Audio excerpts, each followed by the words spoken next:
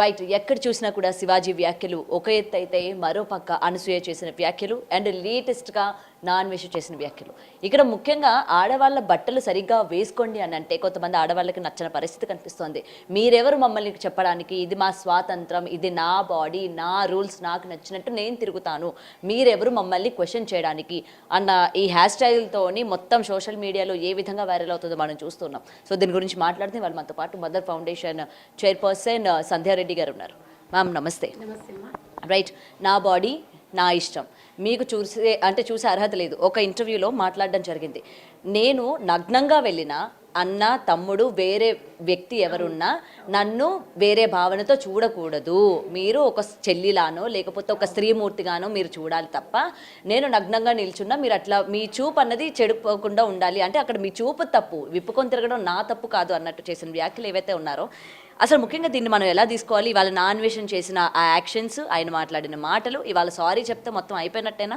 ఆయన పైన కేసు కూడా ఫైల్ అవ్వడం జరిగింది. నేను ఒక్కటమ్మా, ఇప్పుడు నేను ఇలాగే ఉంటాను, నా శరీరం ఇట్లనే ఉంటుంది, మీరు అన్నా చెల్లెల్లాగా నన్ను చెల్లి అనుకోండి, నా భర్తనే చూడాలి అంటే వాడు ఎట్లా ఎందుకు అనుకుంటాడు?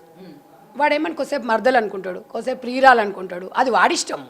నువ్వు చెప్పంగానే వాడు అంటే మొత్తం అంటే నేను ఇప్పుకొని చూపిస్తా కానీ నువ్వు మాత్రం నన్ను అట్లా అనుకోకంటే తోలు తీస్తారు, మర్దలు అంటారు, ఇంకా నా కొద్దిసేపు నీ భార్యను ఊహించుకుంటారు, ఇంకా ఏదో రకంగా ఊహించుకుంటారు. నువ్వు చెప్పంగానే ఈడ జడ్జిమెంట్ ఇవ్వడానికి నువ్వు సుప్రీంకోర్టు జడ్జివా? నువ్వు మాట్లాడేటప్పుడు మీనింగ్ ఉండాలి, సిగ్గు ఉండాలి. స్వేచ్ఛ స్వేచ్ఛ స్వేచ్ఛ అంటున్నావు, ఏం స్వేచ్ఛ నీకు?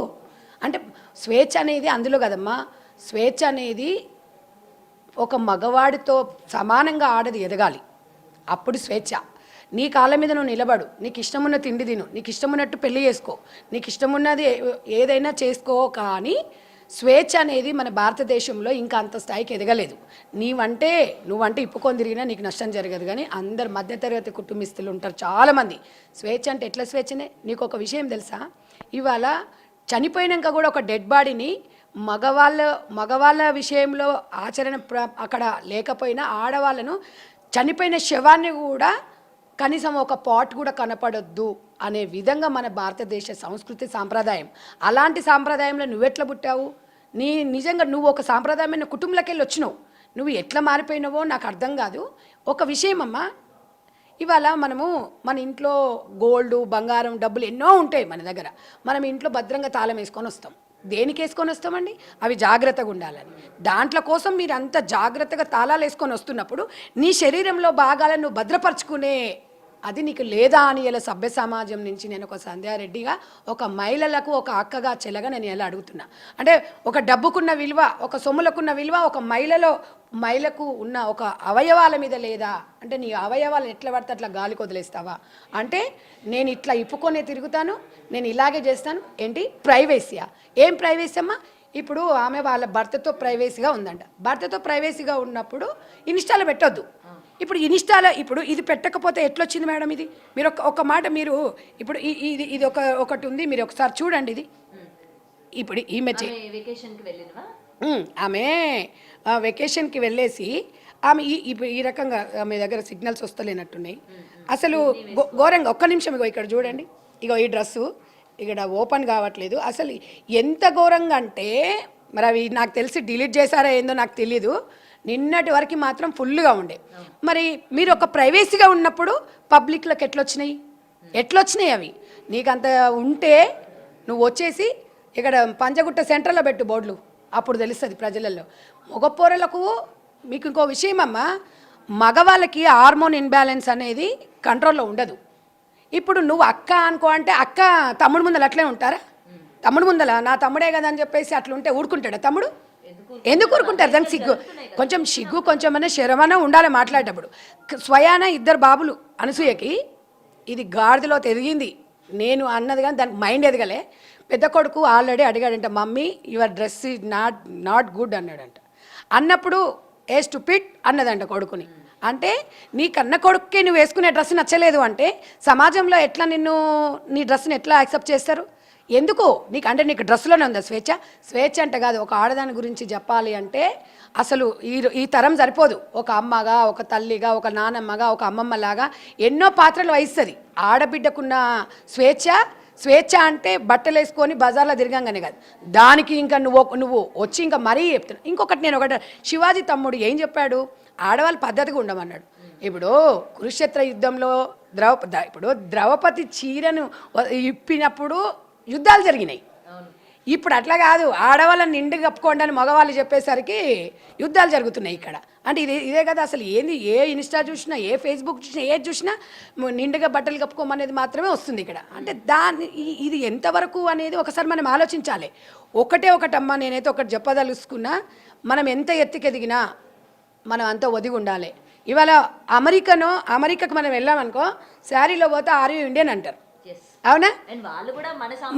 మన దగ్గరకు వచ్చినప్పుడు శారీస్ తీసుకొని వెళ్తారు.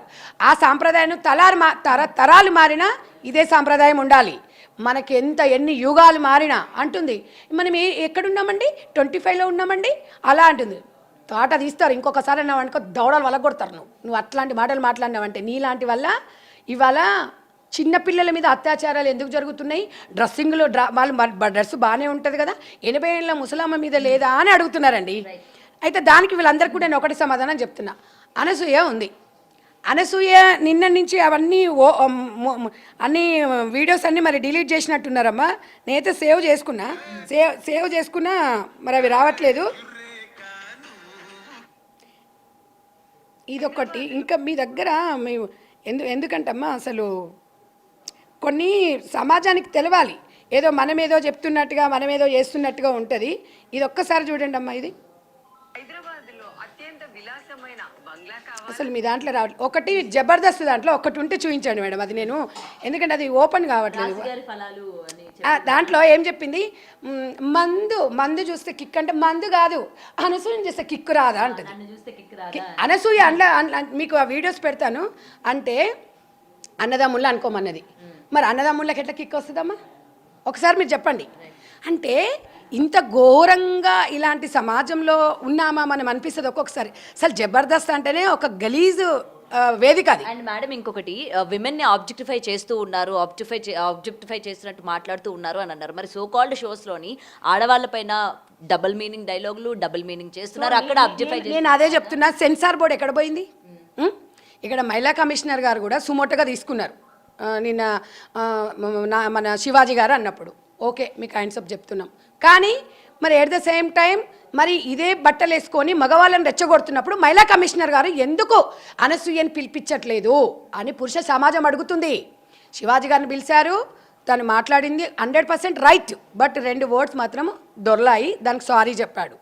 కానీ ఇవాళ మన మహిళా కమిషనర్ మీద మనకి నమ్మకం, గౌరవం ఏర్పడాలంటే ప్రకాష్ రాజ్ కూడా రావాలి, నాగబాబు. అనసూయను చూసి అనసూయ లాంటి వాళ్ళు, ఇప్పుడు అనసూయ బయటకు వచ్చింది, చిన్మయ్య లాంటి వాళ్ళు బయటకు వచ్చి స్వేచ్ఛ అంటున్నారు, కానీ బరిదెగించి స్వేచ్ఛ అంటున్నారు. కానీ వీళ్ళంటి వాళ్ళు ఇంకా చాలామంది ఉన్నారు. అలాంటి వాళ్ళని చూసి మగవాడు సైకాలజీగా మైండ్లో మొత్తం డైవర్ట్ అయిపోతుంది. ఇది చూస్తూ మొత్తం మైండ్లో మొత్తం మైకన్ నిండిపోయి, ఎందుకంటే కొంతమంది డ్రగ్స్ తీసుకున్న వాళ్ళు ఉంటారు, తర్వాత గంజాయి మత్తులో ఉంటారు కదా, ఆ మత్తులో అనసూయనే కనిపిస్తుంటుంది. అనసూయ లాంటి వాళ్ళు డ్రెస్ వేసుకున్న వాళ్ళు కనిపిస్తున్నప్పుడు ఏం చేస్తాడంటే ఆ టైంలో వాడు పక్కన ఏ ఆడుతుంటే దాని దగ్గర పోయి ఈ అనార్థాలకు కారణమవుతారు.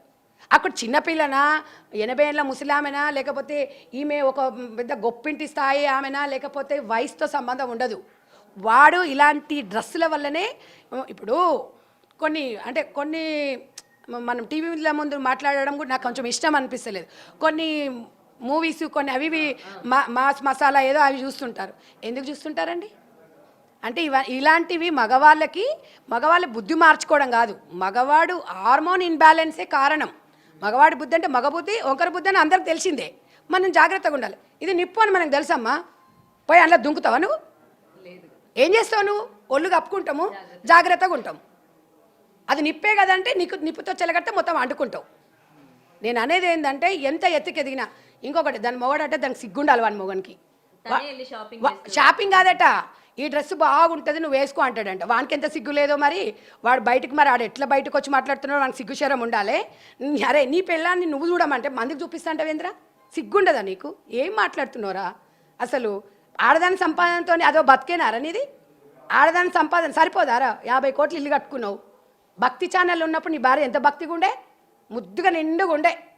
ఈ అడ్డమైన షోలకు పంపించి నీలాంటి మొగడు ఎంకరేజ్ చేయడం వల్లనే ఎవడు చేయడు రా ఇట్లా. ఏ మొగోడు పూటకు లేకున్నా ఏం లేదు కానీ నా భార్య నిండుగా ఉండాలి, నా భార్య నేను తెచ్చిపెడితే తినాలి అంటది. కానీ మళ్ళీ అట్లాంటి ఏమంటారు కొంతమంది వక్తలు ఉంటారు కదా ఆడోళ్ళు, ఏంటమ్మా స్వేచ్ఛ లేదా, ఆడదానికి స్వేచ్ఛ లేదా, మేము ఇండిపెండెంట్. నేను అలా అనట్లేదు, మగవాడు ఒక ప్రేమగానే నా భార్య బాగుండాలని కోరుకుంటాడు. కానీ ఇప్పుడు జాబులు చేసే వాళ్ళందరూ చెడ్డవాళ్ళు, ఇళ్ళల్లో ఉన్నవాళ్ళు మంచి వాళ్ళంటే నేను ఒప్పుకోను. ఎవరి పనులు వాళ్ళకు ఉంటాయి, ఎవరిది వాళ్ళకు ఉంటుంది. స్వేచ్ఛ అంటే నువ్వు ఇండిపెండెంట్గా ఎదుగు.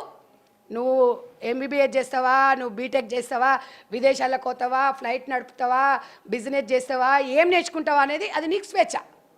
ఇంకొకటి, నువ్వు వ్యక్తిగతంగా సహజీవనం చేస్తావా, ఇద్దరిని చేస్తావా, నలుగురితో చేస్తావా, నీ ఇష్టం. అది పబ్లిక్లకు వస్తే మాత్రం కష్టం. అది స్వేచ్ఛ అనేది అక్కడే ఉంటుంది. స్వేచ్ఛకి రెండు తేడా. ఇక్కడ మూసుకున్నంత వరకే గోప్యతమ్మ, బయటకు ఓపెన్ అయిన తర్వాత పబ్లిక్ అయిపోయిన తర్వాత పబ్లిక్ని ఎవరు కట్టడం చేయలేము. అది ఒక్కటి మనం గుర్తుపెట్టుకోవాలి. అండ్